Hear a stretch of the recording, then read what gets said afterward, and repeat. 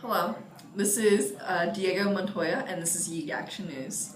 Through recent studies, we have discovered that low mileage cars directly correlate to the decreased population of polar bears. Now, to our special guest, environmental researcher Samantha Puddingworth. Hey Diego, there are a lot of polar bears dying because of cars. They send all the exhaust into the atmosphere, which damages the stratosphere and allows more ultraviolet rays, which causes melting of polar ice caps. The reason it is affecting the atmosphere is because fossil fuels let off large amounts of carbon dioxide into the air. Also, there is an increase of temperature in the world causing global warming. Now, many people do not actually know what global warming is. I have taken some interviews from other U.S. citizens about what they think causes and affects global warming.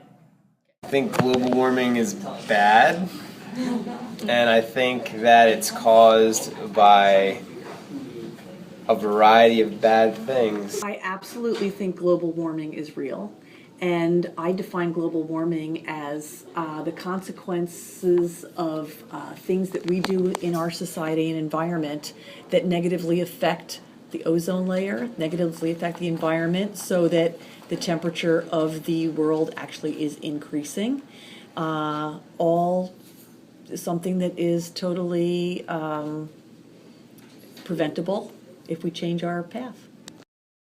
Fix global warming by using more public transportation and also switching to electric cars, and everybody can just bike like they do in Denmark. Global warming is a catastrophic situation that can only be fixed if it's recognized for the apocalyptic power that it has. The fact that I think it's a real thing is more so based off of other famous people that I respect who think it's a real thing. I've literally done no personal research myself to figure that out, so in some ways I'm quite the follower. And usually the people who claim that it isn't a real thing just seem a little bit ludicrous about many other issues that I do know about, so I kind of just lump them in to just ignoramuses. There's a lot of energy being wasted, so we can try using a little less electricity. That includes like phones or watching TV.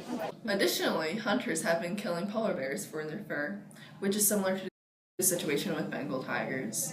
They're being used for their fur and is exponentially decreasing their population.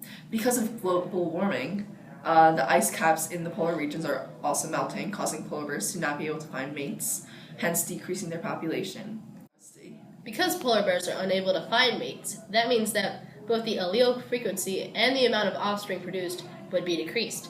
Also, competition for mates would increase, as well as interspecific competition within the polar bears.